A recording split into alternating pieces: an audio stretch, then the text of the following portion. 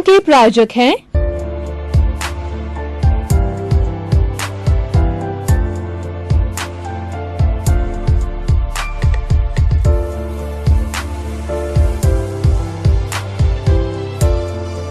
श्रोतागण, channel 24 news plus के पुनरुत्थान कार्यक्रम में आपका स्वागत है, अभिनंदन है और सत्कार है आपका। आज हम इस पुनरुत्थान कार्यक्रम के तहत आपको भारतीय धर्म दर्शन विषय पर हम विवेचन करेंगे और आपको बताएंगे कि किस तरीके से हमारी ये भारतीय परंपरा में धर्म और दर्शन का क्या स्थान है। 3 शब्द है, भारतीय, दूसरा धर्म और तीसरा दर्शन। भारत हमारा देश है, इसको इंडिया भी कहा जाता है, लेकिन इंडिया ही अंग्रेजों का नाम रखा हुआ है, जबकि वास्तव में हमारे देश का नाम भारत है और भारत में रहने वाले हम लोग भारतीय कहलाते हैं। अगर हम पुराना संदर्भ देखें तो ऐसा मालूम पड़ता है हमारे ग्रंथों से कि अयोध्या के राजा ऋषभ के पुत्र भरत के नाम पर इस देश का नाम भारत रखा गया। और भी कई तरह की बातें हैं, लेकिन हमारे देश का नाम भारत है और हम एक दूसरे के भाई भाई हैं। अब दूसरा आता है कि धर्म। हमारी जो संस्कृति है वो धार्मिक संस्कृति है, वो आचार प्रधान संस्कृति है। इस संस्कृति में आचार का सबसे बड़ा महत्व दिया गया है। 2 तरह की संस्कृतियां इस विश्व में चल रही है।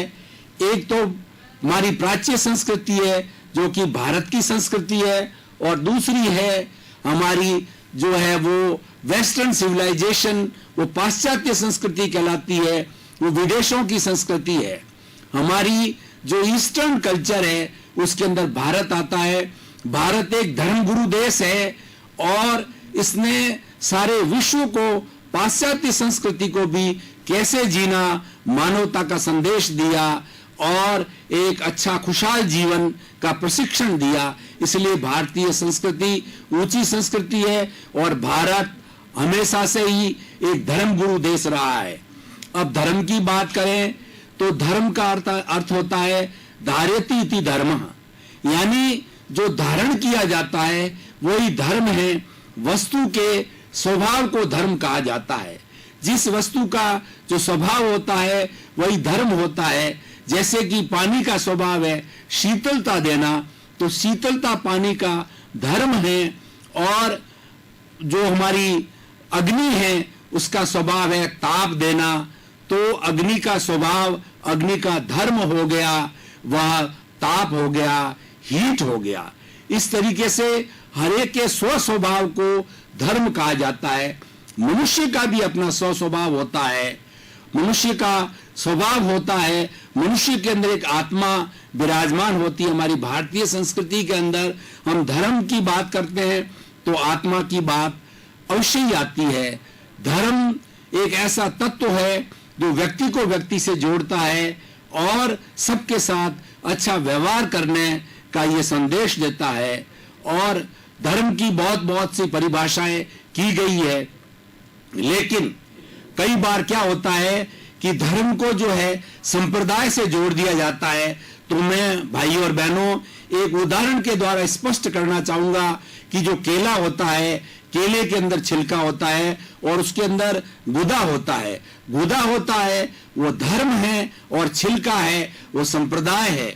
बिना छिलके के गुदा रह नहीं सकता। इसीलिए किसी धर्म का पालन करने के लिए किसी संप्रदाय का होना, किसी सिस्टम का होना, किसी व्यवस्था पद्धति का होना आवश्यक होता है। वह संप्रदाय कहलाता है।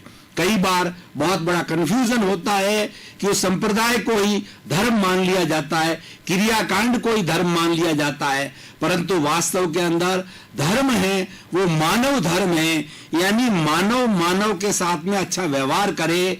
जो चीज हमको अच्छी नहीं लगती है वह औरों को हम क्यों उसको किसी तरह का कष्ट दें।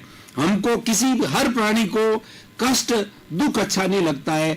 उसका दायित्व बनता है कि किसी अन्य प्राणी को भी वो कष्ट नहीं दे, दुख नहीं दे।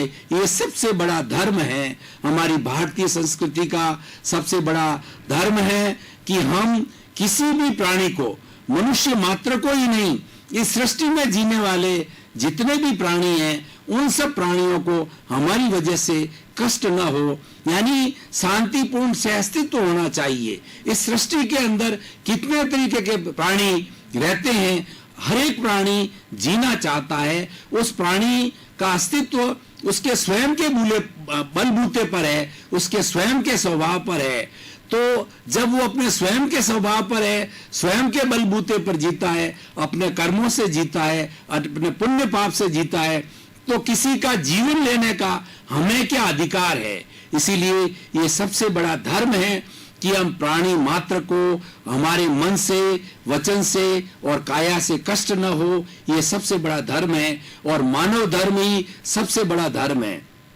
वैसे धर्म की बात करें तो पूरे विश्व के अंदर 8 तरह के धर्म बताए गए हैं। Hinduism, Buddhism, Sikhism, Jainism, Christianity, Judaism और इस जोरास्ट्रियन, इस तरीके से मुख्य 8 धर्म हैं। और हमारे भारत का सबसे बड़ा धर्म हिंदू धर्म है।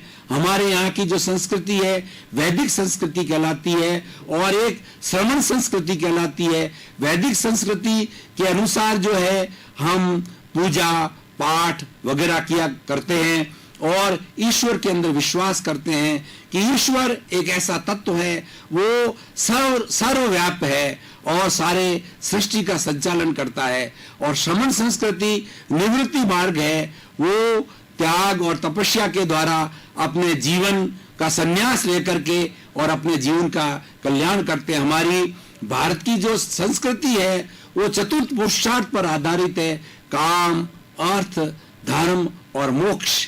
हम धर्म की बात कर रहे हैं, लेकिन धर्म के साथ में जुड़े हुए 3 तत्व और है, काम, अर्थ और धर्म के साथ जुड़ा हुआ मोक्ष। यानी हमारी भारतीय संस्कृति का सबसे बड़ा जो साध्य है वो मोक्ष है। मोक्ष का अर्थ यह है कि हम जो अपना जीवन जीते हैं उसमें एक दुख के बाद के अंदर दूसरा सुख आता है और सुख के बाद में दुख आता है, ये चेन चलती रहती है। लेकिन मोक्ष ऐसी अवस्था है जिसके अंदर किसी तरह का कष्ट, किसी तरह की तकलीफ कोई नहीं है, वहां पर हर समय पूरा आनंद ही बना रहता है, वो मोक्ष की स्थिति होती है। हम धर्म की परिभाषा इस तरीके से दें कि आत्मशुद्धि साधनम धर्मः।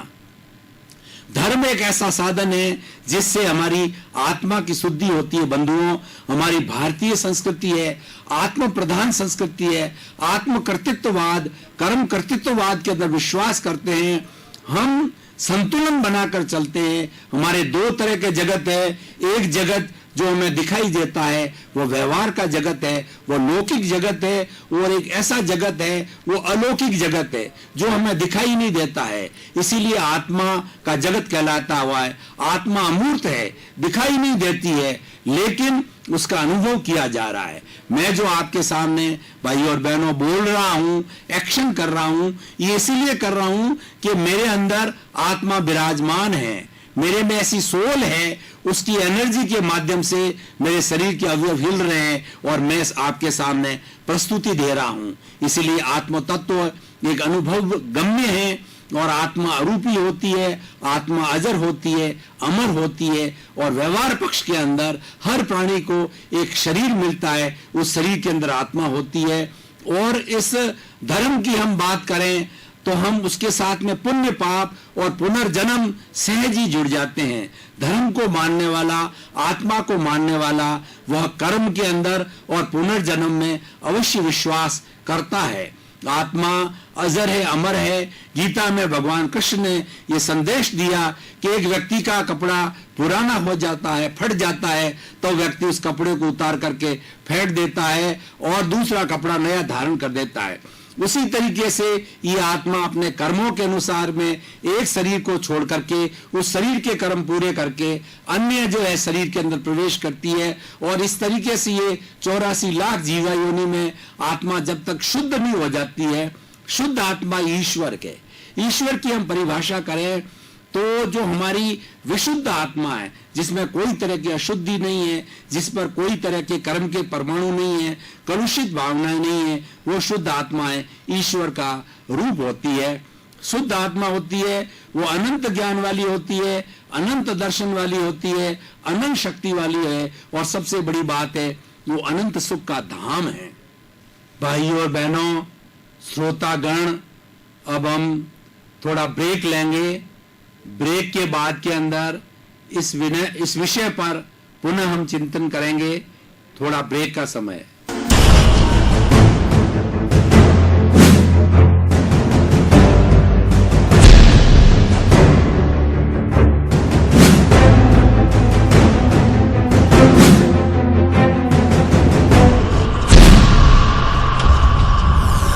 श्रोतागण, पुनः हमारा जो चिंतन प्रवाह चल रहा था आज के विषय का, उसी विषय के ऊपर हम और विचार विमर्श प्रारंभ कर रहे हैं। देखिए, अब जब धर्म की बात चली है तो धर्म हमें संतुलन सिखाता है। हमारा जो लौकिक जगत और पारलौकिक जगत है उसमें संतुलन होना चाहिए, और धर्म हमेशा एक गुणों का पुंज है। जहां धर्म प्रवेश हो जाता है वहां पर अवगुण दूर हो जाते हैं। अवगुणों को हम अधर्म कहते हैं, गुणों को हम धर्म कहा जाता है। और जब धर्म परायणता आती है वहां पर हम किसी शिष्टाचार से दूसरे के सामने पेश आते हैं, और हम ये मानते हैं कि जो व्यवहार हमको अच्छा नहीं है वो व्यवहार हम दूसरे के साथ में नहीं करें, यानी कि शांतिपूर्ण सह अस्तित्व की जो है वो बात वहां भावना आ जाती है। अब हम थोड़ा सा धर्म के साथ में जो दर्शन जुड़ा हुआ है, आज का जो विषय है भारतीय धर्म दर्शन, तो भाइयों और बहनों, श्रोतागण, हम एक दर्शन का भी विवेचन करेंगे। दर्शन का मतलब होता है, सामान्य रूप से मैं आपको देख रहा हूं, देखने को दर्शन कहा जाता है। दर्शन का अर्थ श्रद्धा भी होता है, और दर्शन का अर्थ होता है एक ऐसी परिभाषा, एक इस तरीके की वे ऑफ द लिविंग, एक पद्धति जो कि हमें अच्छा जीवन जीने के लिए सिखाती है। दर्शन हमें आत्मा के बारे में, पुनर्जन्म के बारे में, ईश्वर के बारे में, सृष्टि के बारे के अंदर बताती है कि ये जगत कब से प्रारंभ हुआ, इस जगत में ये जीव कहां से आया, ये जगत किस तरीके से चलता है, इस सृष्टि को चलाने वाला कौन है, ये सब जो है सारी बात बताने वाला दर्शन होता है। और उस दर्शन का परिपालन करने वाला, उस दर्शन को चलाने वाला, उस दर्शन को बताने वाला, उस दर्शन को पढ़ाने वाला दार्शनिक कहलाता। बंधुओं, आज हमारा भारत अच्छा देश क्यों कहलाता है, सुसंस्कृत देश क्यों कहलाता है, अच्छी संस्कृति का देश क्यों कहलाता है, कि ऋषि मुनियों का देश है। हमारे प्रारंभ से ही जब स्थापना की गई हमारे देश की, जब से मानव संस्कृति भारत के अंदर बनी, जब से भारतीय संस्कृति बनी, तभी हमारे ऋषियों ने और मुनियों ने हमारे देश की स्थापना है वह अच्छी नींव के साथ रखी कि जो जगत हम देख रहे हैं वही जगत संपूर्ण जगत नहीं है। वो जगत तो हमारा लौकिक जगत है, उसके साथ साथ में दूसरा पारलौकिक जगत भी वो है, उसको भूलना नहीं है। तब क्या होता है, इस संतुलन के साथ साथ के अंदर भारत के अंदर कितनी भी बड़ी से बड़ी घटना हो जावे, सुनामी आ जावे, आर्थिक मंदी आ जावे, कष्ट आ जावे, फिर भी हम लोग संतुष्ट रहते हैं। भारतवर्ष के अंदर आजकल बहुत ही कम इस तरीके के लोग हैं जो कि सुसाइड कर रहे हैं, दम घुट करके मर रहे हैं, क्योंकि हमारे यहाँ संतुलन है। हमारी ये भारतीय संस्कृति दार्शनिक संस्कृति है, ये हमें संतुलन सिखाती है कि आपका लौकिक और पारलौकिक जगत के अंदर संतुलन होना चाहिए। दार्शनिकता की बात करें तो हमारे भारत स्वयं में बहुत से दर्शन हैं, वेदांत दर्शन है, वेद है, पुराण है, गीता है, भगवत गीता है, उसके बाद में स्मृतियां हैं, त्रिपिटक है, आगम है, ऐसे सुंदर ग्रंथ हैं, वो सब इन दर्शनों से निकले हैं और सबका आधार है अहिंसा है। भारतीय संस्कृति अहिंसा प्रधान संस्कृति है। हमारा धर्म का जो आधार है वो अहिंसा का आधार है, दर्शन का आधार है वो अहिंसा का है। और भारत के जितने भी धर्म के ग्रंथ जिस कोख से निकले हैं वो अहिंसा माँ की कोख से निकले हैं। अहिंसा का अर्थ होता है कि किसी भी प्राणी को मन से, वचन से, शरीर से, करने से, करवाने से, अनुमोदने से किसी भी प्राणी को मेरे द्वारा कष्ट न हो, ये पूर्ण अहिंसा कहलाती है। और जितने भी हमारे भारतीय दर्शन है वो अहिंसा प्रधान दर्शन है और उसमें सबसे पहले अहिंसा को स्थान दिया गया है। और हमारी भारतीय संस्कृति, धार्मिक संस्कृति, दार्शनिक संस्कृति के अंदर 5 महाव्रत गिने जाते हैं: अहिंसा, सत्य, आचौर्य, ब्रह्मचर्य, अपरिग्रह। क्योंकि धर्म से जुड़ी हुई बात है, दर्शन से जुड़ी हुई बात है, भारत की संस्कृति से जुड़ी हुई बात है, तो इसके बारे में भी मैं विवेचन करना चाहूंगा कि अहिंसा एक मुख्य तत्व है और उसका पोषण करने वाले सत्य और आपका अपरिग्रह, ब्रह्मचर्य, ये इत्यादि है। अब सत्य की हम बात कहें तो भारत एक ऐसा देश है, भारत में महात्मा गांधी ने जो है वो truth is God, God is truth कहा गया है। यानी सत्य ही अल्टीमेट ट्रूथ है, सत्य ही भगवान है। और जो बुद्धि के परे प्रज्ञा के जगत के अंदर चला जाता है वो सत्य को प्राप्त करता है और सत्य को प्राप्त करने वाला एक ईश्वर का रूप होता है। जितने भी महापुरुष हुए हैं, जीसस क्राइस्ट है, ईसा मसीह जो हैं, और आपके कुरान को रचने वाले हैं, या बुद्ध हुए, महात्मा गांधी हुए, जितने भी महापुरुष हुए हैं, ये सभी महापुरुष जो है वो सत्य की खोज के अंदर गए हैं। और सत्य कहाँ मिलता है? हमारी जो बुद्धि है, हम शरीर की बात करें तो हमारे शरीर के अंदर इंद्रियां होती है, उसके बाद मन होता है, मन के बाद के अंदर बुद्धि होती है, और बुद्धि से परे हमारी प्रज्ञा होती है। वह प्रज्ञा जो है आत्मा का जगत है। जो व्यक्ति कोई प्रज्ञा के जगत के अंदर चला जाता है वो सत्य की प्राप्ति करता है, और प्रज्ञा वाला व्यक्ति पंडित कहलाता है। और जो बुद्धि के लेवल के ऊपर ज्ञान करता है वो ज्ञानी कहलाता है।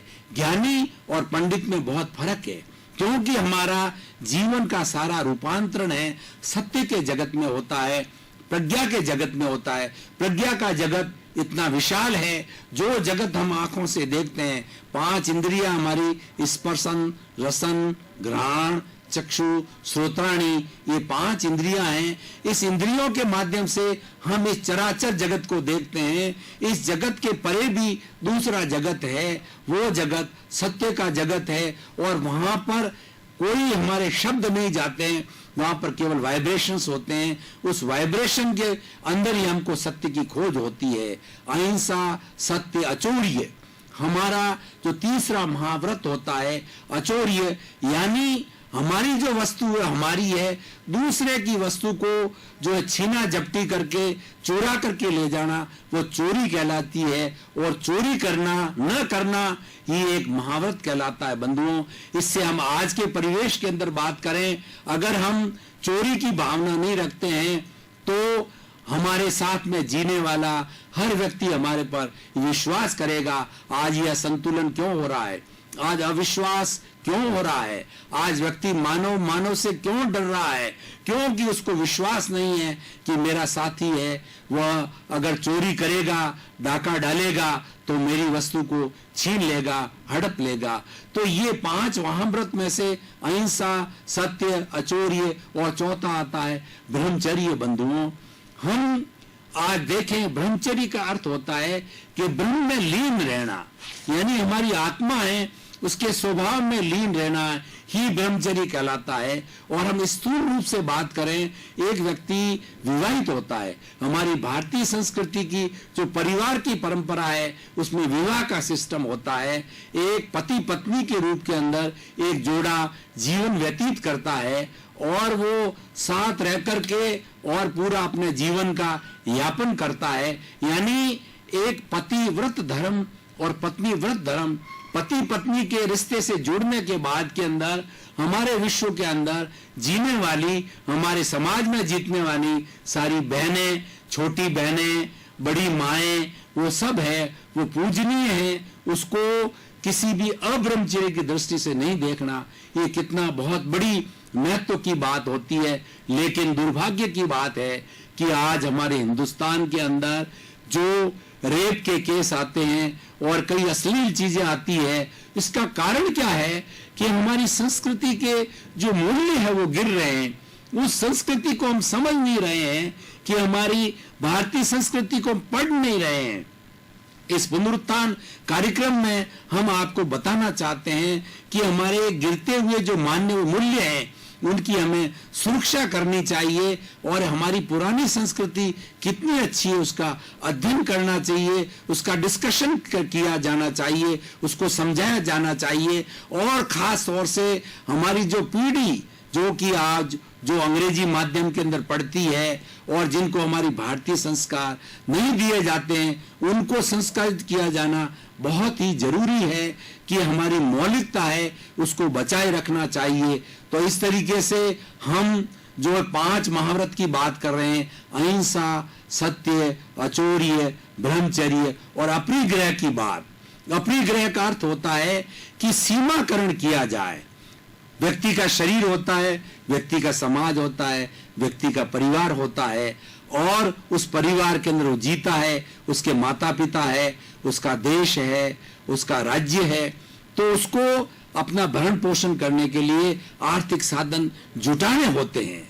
तो जहां तक वो उन आर्थिक साधनों की हमारी आवश्यकता होती है उतना तो व्यक्ति जुटाता ही है और उसको जुटाना ही चाहिए, उसके कर्तव्य में आता है। लेकिन व्यक्ति उन आर्थिक साधनों की उसको पूर्ति हो जाती है, उस पूर्ति होने के बाद भी अगर वह उनका शोषण करता है, आर्थिक साधनों को अधिक लेने की लालसा रखता है, तो वह परिग्रह कहलाता है। बंधुओं, परिग्रह रखने से जो है हमारी सृष्टि के अंदर हमारे परिवार में असंतुलन आता है और गरीब और अमीर की जो खाई है वो बहुत बढ़ जाती है। आज हम देख रहे हैं कि हमारी भारतीय संस्कृति में, हमारे देश के अंदर गरीब और अमीर की खाई कितनी बढ़ गई है। आज पैसे को इतना महत्व क्यों दिया जा रहा है? क्योंकि अमीर बहुत अमीर हो गया है और गरीब है वो इतना गरीब हो गया है कि वो अपना भरण पोषण भी नहीं कर सकता। तो मैं आज पुनरुत्थान कार्यक्रम के माध्यम से, ये भारतीय दार्शनिक धार्मिक परंपरा के माध्यम से आपको संदेश देना चाहता हूं कि हमें अपने त्याग की वृत्ति से रहना है और हमें अपने और भाइयों के लिए भी सोचना है कि ये मेरा परिवार ही नहीं है, मेरा पूरा समाज है, मेरा पूरा देश है। वो देश जो है हमारा किस तरीके से तरक्की करे, तो हमें उतने ही साधन जुटाने चाहिए। मैं आपको उदाहरण देना चाहता हूं कि हम गृहस्थी हैं, हमको मकान की आवश्यकता होती है। आप एक मकान रहिए, आपके जितने बच्चे उसके हिसाब से अपने मकान रख लीजिए, लेकिन उसके बावजूद भी आप मकानों का तांता लगा दें और धन दौलत को इकट्ठा करते रहें, तो वो शोषण कहलाता है, वह एक आसक्ति कहलाती है, वो बहुत बुरी है। महात्मा गांधी ने भी कहा है कि जो हमारी आवश्यकता की पूर्ति होती है वहां तक ठीक है, और उसके बाद के अंदर जो अधिक संग्रह किया जाता है वो सारा शोषण कहलाता है। और कहा भी जाता मनुष्य के लिए कि सृष्टि के अंदर जितने भी धन दौलत है, अगर व्यक्ति को सारी दे दी जाए तो व्यक्ति फिर भी जो है वो संतुष्ट नहीं होता है।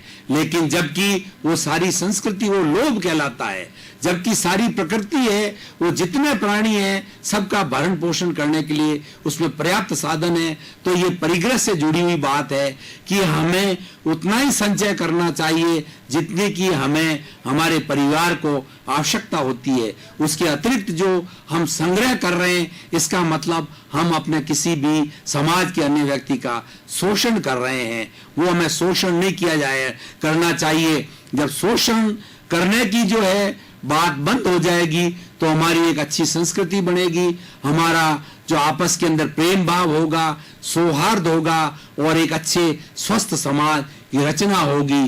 तो मैं कहना चाहता हूं कि हमारी भारतीय परंपरा में धर्म और दर्शन का जो इतना ऊंचा स्थान है वो हमें दिया गया है और उसके बारे में हमें चिंतन करना चाहिए कि हमारा अच्छा समाज कैसे बन सकता है। अच्छे समाज को बनाने के लिए 3 तरह की बातें हैं कि हमारी जो चेतना है, हमारे सोचने का जो तरीका है, उसके 3 स्तर है। पहले एक स्वार्थ की चेतना, दूसरी परार्थ की चेतना, तीसरा परमार्थ की चेतना। स्वार्थ की चेतना क्या कहती है कि मैंने पिया, मेरे बैल ने पिया, कुआं ढहे तो ढहे। यानी जो कुछ भी है मेरा परिवार ही है, मेरा शरीर है, मुझे सिर्फ उसके लिए करना है। श्रोतागण, आज जो हमने इस भारतीय धर्म दर्शन विषय पर बहुत गहन चिंतन मनन निध्यासन किया, उसको आज हम यहीं पर विराम दे रहे हैं। के प्रायोजक हैं